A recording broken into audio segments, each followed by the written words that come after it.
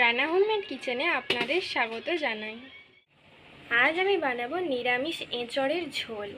তার জন্য আমি এখানে একটি এঁচড়কে জলের মধ্যে কেটে রেখেছি আর একটি আলুকেও ওর মধ্যে আমি কেটে রেখেছি। আমিষ এঁচড়ের তরকারির থেকে নিরামিষ এঁচড়ের তরকারিটা দারুণ লাগে খেতে, তো আপনারা বাড়িতে অবশ্যই এটি ট্রাই করবেন। এবার এপাশে আমি একটি কুকার নিয়ে নিয়েছি। এবার এঁচড়গুলো আমি সেদ্ধ করে নেব। তার জন্য পরিমাণ মতো জল দিয়ে দেব। এবার এঁচড় আর আলুগুলোকে ভালো করে ধুয়ে ওর মধ্যে দিয়ে দেব। সবগুলো এঁচড় আমার দেওয়া হয়ে গেছে। এবার ওর মধ্যে পরিমাণ মতো সর্ষের তেল দিয়ে দেব আর দিয়ে দেব অল্প পরিমাণে নুন, 1 চামচ মতো হলুদ গুঁড়ো দিয়ে একটু নেড়ে নেব। ভালো করে আমি নেড়ে নিয়েছি। এবার ঢাকা দিয়ে আমি সেদ্ধ করতে দেব। কুকারটা বসিয়ে দিয়েছি। এবার 2টো সিটি দিয়ে দেব। 2টো আমি সিটি দিয়ে দিয়েছি। এবার সিটিটা তুলে দেব।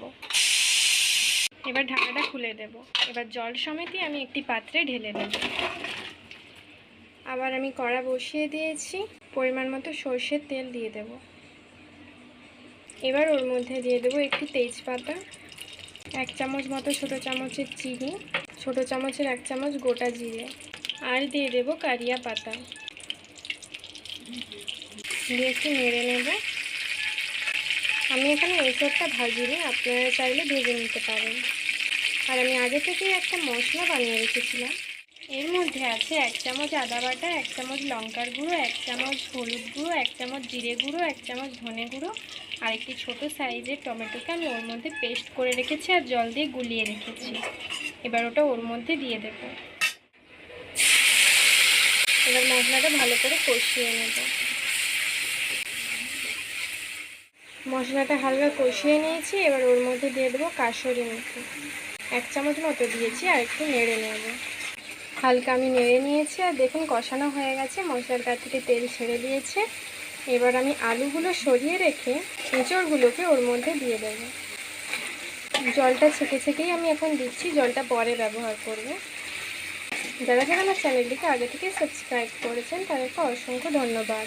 আর যারা যারা সাবস্ক্রাইব করেনি তারা জলদি সাবস্ক্রাইব করে দিন, যাতে নতুন নতুন রান্নার ভিডিও আপনারা দেখতে পারেন। দিয়ে ভালো করে এঁচড়টাকে মশলার সাথে মিশিয়ে নেব।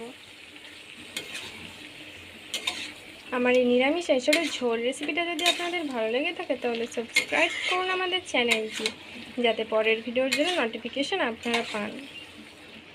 যে আলুগুলোকে আমি সেদ্ধর পরে সরিয়ে রেখেছিলাম ওটা আমি থিতিয়ে নিয়েছি। এবার ওটা ওর মধ্যে দিয়ে দিলাম। এবার ভালো করে কষিয়ে নেব।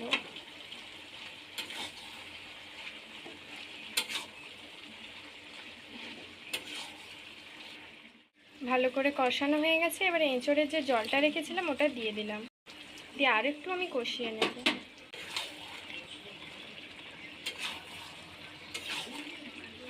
কষিয়ে নিয়েছি। এবার আমি জল দিয়ে দেব।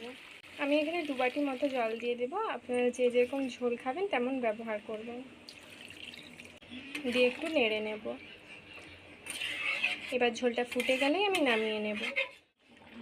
ঝোলটা ফুটে উঠেছে। এবার আমি পরিমাণ মতো নুন দিয়ে দেব আর দিয়ে দেব অল্প পরিমাণে গরম মশলা। যেহেতু এই রান্নাটা সম্পূর্ণ নিরামিষই করেছি সেই জন্য আমি এখানে ঘি দিয়ে দিচ্ছি 1/2 চামচ মতো, দিয়ে একটু নেড়ে নেব। আমার নিরামিষই এঁচড়ের ঝোল তৈরি। এবার আমি নামিয়ে নেব। নামানো হয়ে গেছে। দেখুন এটি দেখতেও যেমন সুন্দর হয়েছে, গরম গরম ভাতের সাথে দারুণ লাগবে খেতে। তো আপনারা বাড়িতে অবশ্যই ট্রাই করবেন। তো ভালো থাকবেন, সুস্থ থাকবেন, টাটা।